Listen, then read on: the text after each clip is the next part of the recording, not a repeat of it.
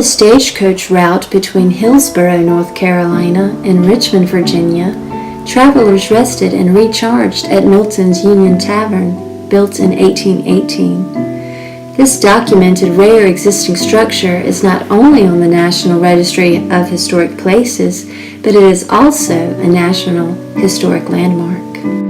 Milton Historic District is located in Caswell County, North Carolina. The district includes notable examples of Federal and Greek Revival-style architecture. In addition to the Milton State Bank, also on the National Registry of Historic Places, other notable homes stand to prove Milton's antebellum glory days, their owners oftentimes having been just as notable. There is the Presbyterian Church,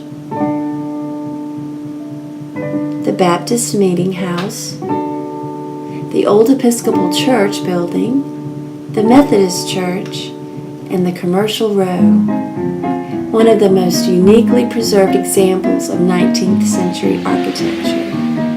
Each week, thousands pass through the historic district on Highway 57 at the North Carolina-Virginia border, not realizing what significance the area once knew.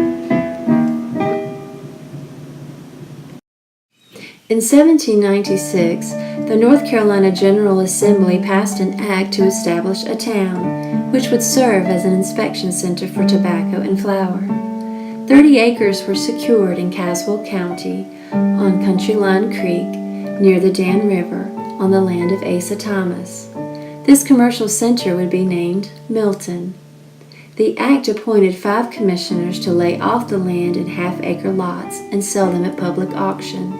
Good and sufficient warehouses were to be built for tobacco and flour storage, and 2 inspectors would be appointed annually by the Caswell County Court to operate the inspection station. Too much of the North Carolina border resources were being absorbed into Virginia markets. Thus, Milton was established to protect this loss of revenue. Milton grew rapidly.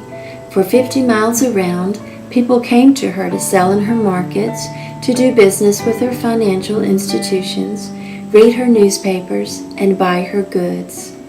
There was a cotton mill, a chair factory, a foundry, a brickyard, a tinsmith, a blacksmith, a hat maker, a shoemaker, a saddle maker.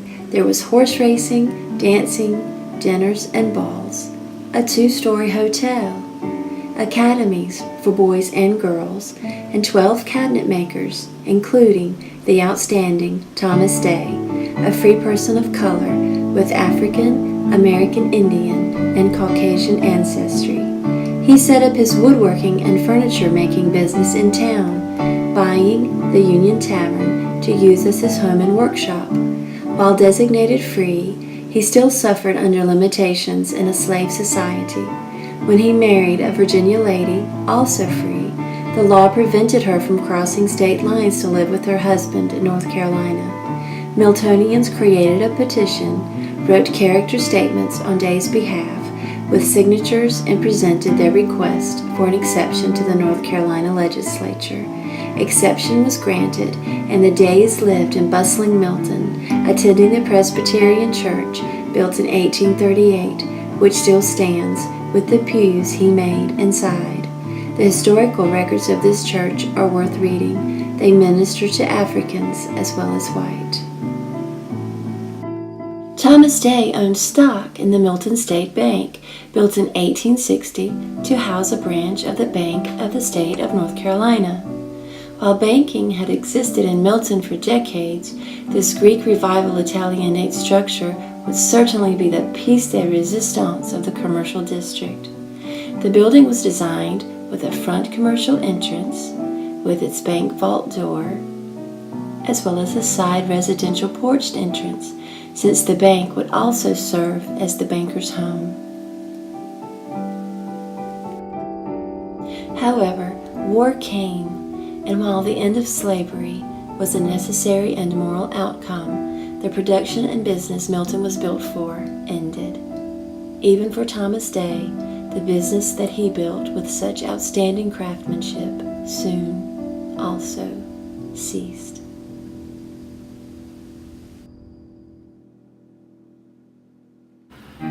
What remains on this 3-block stretch that can be driven through today in seconds stands as a memorial to Milton's antebellum wealth and life. Where Milton's side streets used to lead to factories and warehousing districts, they now lead to woods and dead ends.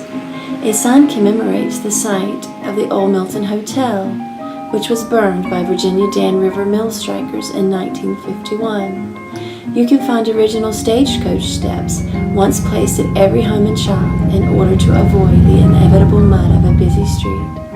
The intricate architectural embellishments on the doors, windows, storefronts, and homes seem to have a theme. The similarities say, should we stop to listen, we were once a bustling, beautiful, significant place in time.